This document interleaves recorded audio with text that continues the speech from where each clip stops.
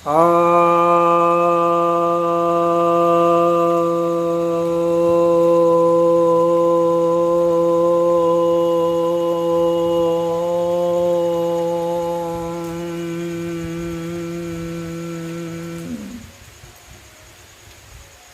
भक्तजनों को सप्रेम नमन।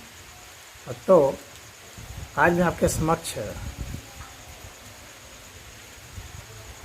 ब्रह्म सूत्र, जिसे कि वेदांत सूत्र भी कहा जाता है,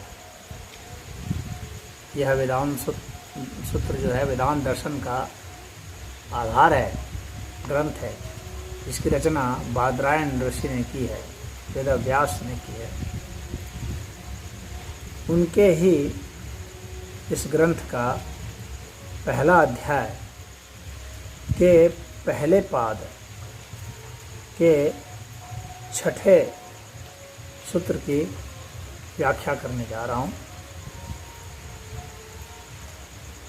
यह सूत्र कह रहा है, गौणश चेतना आत्मशब्दात्, अर्थात आत्म शब्द गौण रूप से यदि कहो तो वह प्रकृति के लिए प्रयुक्त नहीं होता है।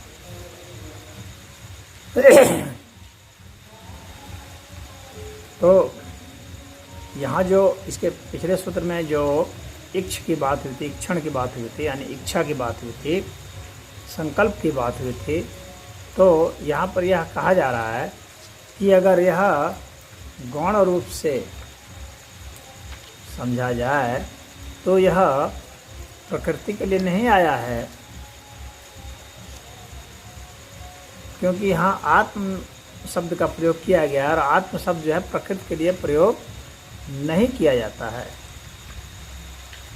तो आत्म शब्द का प्रयोग किया गया था इसके पिछले जितने वो हैं, मतलब इनका जो ब्रह्म शब्द की बात है, तो आत्म शब्द के प्रयोग के कारण, यानी जितने वो हैं उपनिषद हैं, वेद हैं, इन सब में जो इक्षण का प्रयोग किया गया है, इच्छा करने का, संकल्प करने का, वहाँ पर आत्म शब्द का प्रयोग किया गया है। और आत्म शब्द जो है प्रकृति के लिए नहीं प्रयुक्त होता है, बल्कि परमात्मा के लिए प्रयुक्त होता है। उस दृष्टिकोण से कह रहे हैं कि ये जो यहाँ पर कहा गया है, तदेक्षत बहुश्याम प्रजाए, तो उन्होंने इच्छा की कि मैं बहुत प्रजा उत्पन्न करूं। तो यहाँ पर जो इच्छा की कि बहुत प्रजा उत्पन्न करूं, ये इच्छा प्रकृति नहीं कर रही है, बल्कि परमात्मा कर रहा है।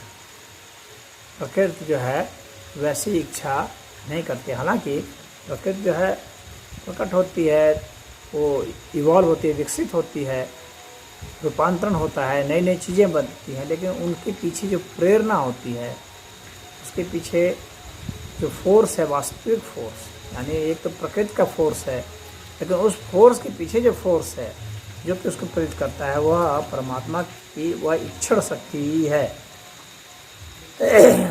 ऐसा जो है उपनिषदों में, छांदोग्य उपनिषद है, ऐत्रेय उपनिषद है, इन सभी में जो कहा गया है, स इच्छत लोकानुसृजा इति, स इच्छत लोकानुसृजे, यह जो है ऐत्रेय उपनिषद वगैरह में बताया गया है कि उसने यह इच्छा की कि मैं सृजन करूं।